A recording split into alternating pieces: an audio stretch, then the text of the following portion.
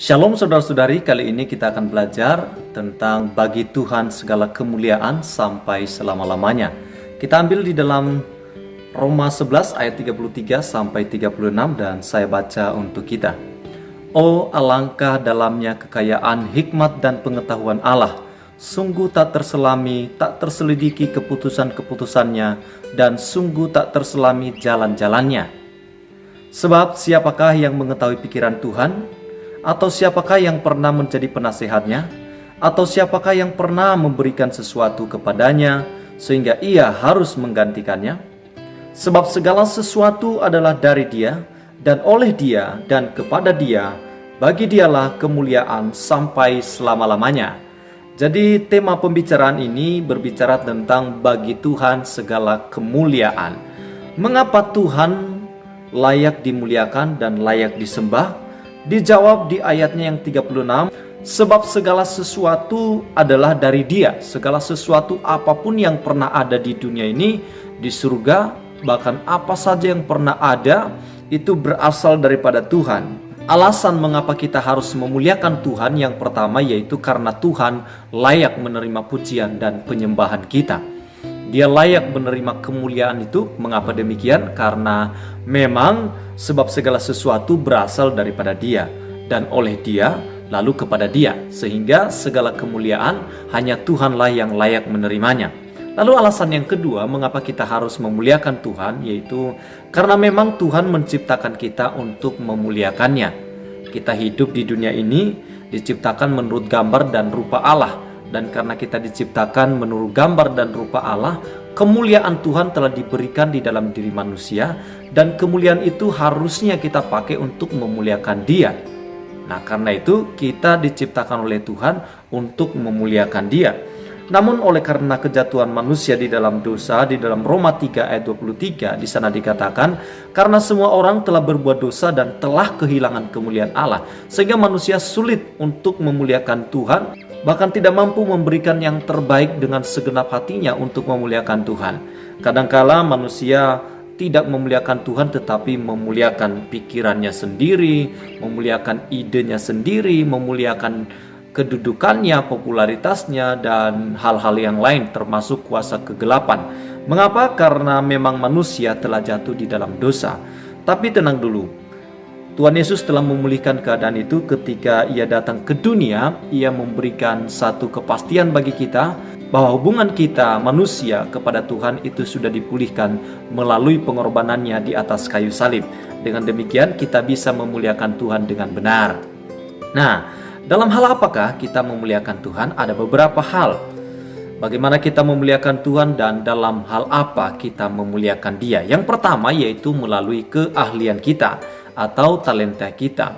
Di dalam Mazmur misalnya 104 ayat 33, aku hendak menyanyi bagi Tuhan selama aku hidup, aku hendak bermazmur bagi Allahku selagi aku ada. Pemazmur memberikan gambaran bagi kita bahwa seorang pemazmur ini memuliakan Tuhan dengan nyanyian yang ia miliki, dengan lagu atau suara yang ia punyai. Keahliannya untuk menyanyi dipersembahkan untuk kemuliaan nama Tuhan. Kita bisa juga memuliakan Tuhan dengan keahlian kita, entah dengan kita bisa menyanyi, bisa bermain musik, bisa melakukan apa saja dengan keahlian dan kemampuan kita. Bahkan di dalam Mazmur 95 ayat 1 di sana juga dikatakan, marilah kita bersorak-sorai untuk Tuhan, bersorak-sorai bagi gunung batu keselamatan kita. Dengan sorak-sorai, dengan nyanyian tadi, itu juga merupakan suatu kemuliaan, pujian, penyembahan. Bila kita mengalamatkannya kepada Tuhan untuk menyanjung, memuji, menyembah Dia melalui kata-kata, melalui sorak-sorak yang kita keluarkan dari mulut kita. Lalu apalagi yang kita bisa lakukan di dalam memuliakan Tuhan melalui keahlian dan talenta kita, termasuk menyanyi tadi, lalu bermain musik, dan juga berbagai talenta yang lain sebenarnya. Karena di dalam 2 Timotius 3 ayat 17 di sana dikatakan, dengan demikian tiap-tiap manusia kepunyaan Allah diperlengkapi untuk setiap perbuatan baik. Apa saja yang saudara bisa lakukan lakukanlah itu untuk memuliakan Tuhan. Entah saudara bisa bermain tamborin di gereja, lakukanlah itu untuk memuliakan Tuhan. Saudara bisa bermain drum, lakukanlah itu untuk memuliakan Tuhan. Saudara bisa bermain piano, saudara bisa bermain gitar, saudara bisa mainkan multimedia, sound system, saudara bisa menggunakan keahlian saudara untuk memuliakan Tuhan. Yang kedua, dengan cara apakah kita memuliakan Tuhan? Kalau yang tadi kita memuliakan Tuhan dengan keahlian kita, lalu bagaimana dengan orang yang tidak bisa bernyanyi, tidak bisa bermain musik, nggak punya keahlian, nggak punya talenta? Nah, kita bisa memuliakan Tuhan dengan cara yang kedua, yaitu perbuatan baik. Di dalam Matius 5 ayat 16 di sana dikatakan, demikianlah hendaknya terangmu bercahaya di depan orang, supaya mereka melihat perbuatanmu yang baik dan memuliakan Bapamu yang di surga. Ternyata saudara-saudari, dengan berbuat baik kita bisa memuliakan Tuhan. Di sini dikatakan dengan kita berbuat baik, Bapamu yang di surga dimuliakan. Tetapi dengan cara apa? Yaitu demikianlah hendaknya terangmu bercahaya di depan orang. Terang kita harus bercahaya di depan orang, bukan hanya di diri kita saja, tetapi perbuatan baik kita harus diketahui oleh orang banyak. Namun demikian, bagaimana kita diketahui perbuatan baik kita kalau kita tidak bergaul dengan orang lain? Itu sebabnya kita perlu keluar dari zona nyaman kita. Kita perlu berbagi kebaikan bagi orang-orang yang ada di sekitar kita. Kita perlu membagikan sesuatu semampu kita. Apapun yang kita bisa kerjakan, kerjakanlah itu untuk melakukan kebaikan, dan dengan demikian bertujuan untuk memuliakan nama Tuhan. Sebenarnya perbuatan baik adalah bukti bahwa kita ini adalah milik Tuhan. Karena yang namanya kepunyaan Tuhan itu sudah pasti seharusnya atau selayaknya adalah sesuatu yang baik. Tidak mungkin orang yang mulia, orang yang berharga, orang yang disanjung, orang yang terhormat memiliki barang-barang yang tidak berharga. Nah, kalau kita ini adalah kepunyaan Tuhan, hendaknya kita menunjukkan kualitas hidup kita sebagaimana kita adalah milik Tuhan. Karena itu lakukanlah kebaikan dimanapun kita berada. Lalu juga perbuatan baik adalah buah daripada roh di dalam Galatia 5 ayat 22. Di sana dikatakan, tetapi buah roh ialah kasih, sukacita, damai sejahtera, kesabaran, kemurahan, lalu kebaikan dan kesetiaan. Kebaikan itu merupakan buah yang harus kita hasilkan di dalam kehidupan kita sebagai anak-anak Tuhan. Sebab dengan demikian orang mengetahui bahwa kita adalah anak daripada Tuhan itu sendiri. Lalu berikutnya mengenai perbuatan baik. Perbuatan baik ini merupakan cara kita mengalahkan kejahatan.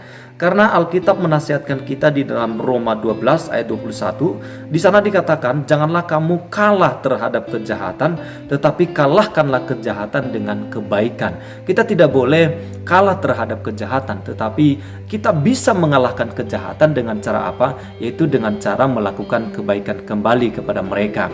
Orang-orang yang melakukan kejahatan bagi kita, kita perlu melakukan kebaikan bagi mereka. Dengan demikian nama Tuhan dipermuliakan atas perbuatan kita tersebut.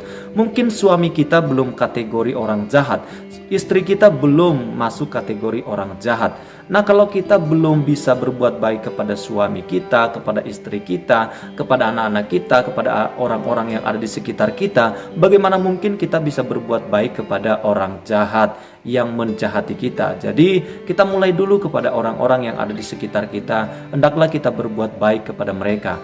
Mungkin kadangkala kelihatan mereka menjengkelkan, kadangkala membuat kita dongkol terhadap keputusan perbuatan mereka atau sikap mereka. Tetapi ingat bahwa Alkitab menyarankan kita bahwa kita perlu melakukan kebaikan, justru bukan hanya kepada suami kita, kepada istri kita yang belum kategori orang jahat, tetapi kepada orang yang jahat sekalipun kita perlu melakukan kebaikan untuk mengalahkan kejahatan mereka.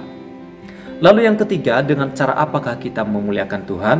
Yaitu dengan cara seluruh aktivitas kita lakukan hanya untuk Tuhan saja. Itulah yang dikatakan di dalam 1 Korintus 10 ayat 31. Di sana dikatakan, aku menjawab, jika engkau makan atau jika engkau minum atau jika engkau melakukan sesuatu yang lain, lakukanlah semuanya itu untuk kemuliaan Allah.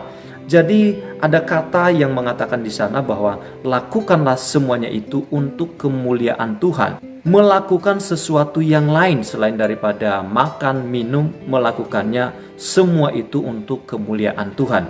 Apa saja itu Bapak Ibu Saudara? Yaitu seluruh aktivitas kita lakukan untuk memuliakan Tuhan. Jadi kita berpatokan dalam keputusan yang saya buat ini, kita perlu berpikir apakah ini memuliakan Tuhan atau justru menghujat Tuhan gara-gara tindakan kita, gara-gara perbuatan kita, sikap kita. Justru orang menghujat Tuhan karena orang dunia memberikan standar tinggi terhadap orang Kristen. Mereka menganggap kita ini orang-orang yang memiliki moral tinggi, orang-orang yang punya kasih lebih daripada orang dunia.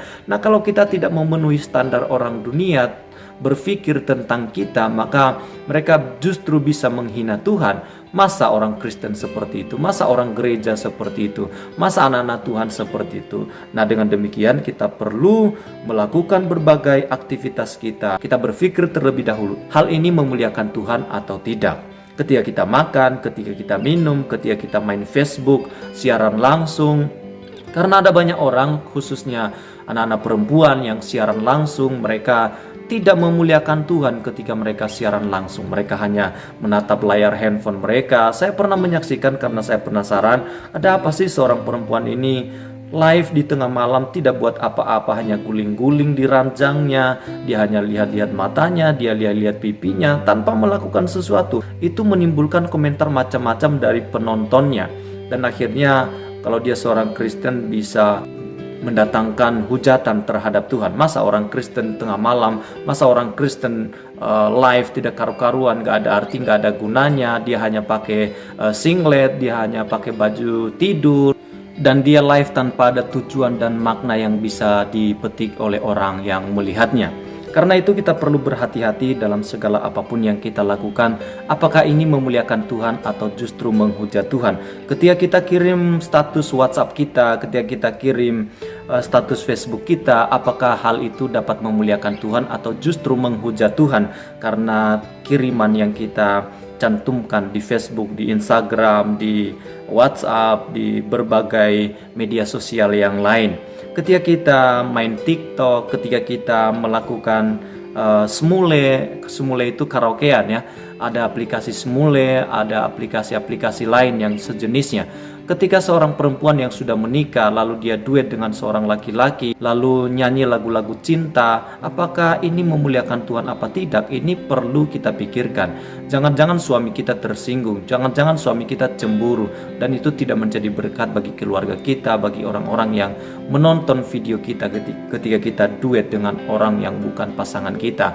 Nah, karena itu kita perlu berhati-hati, jangan sembarangan memperlakukan kehidupan ini.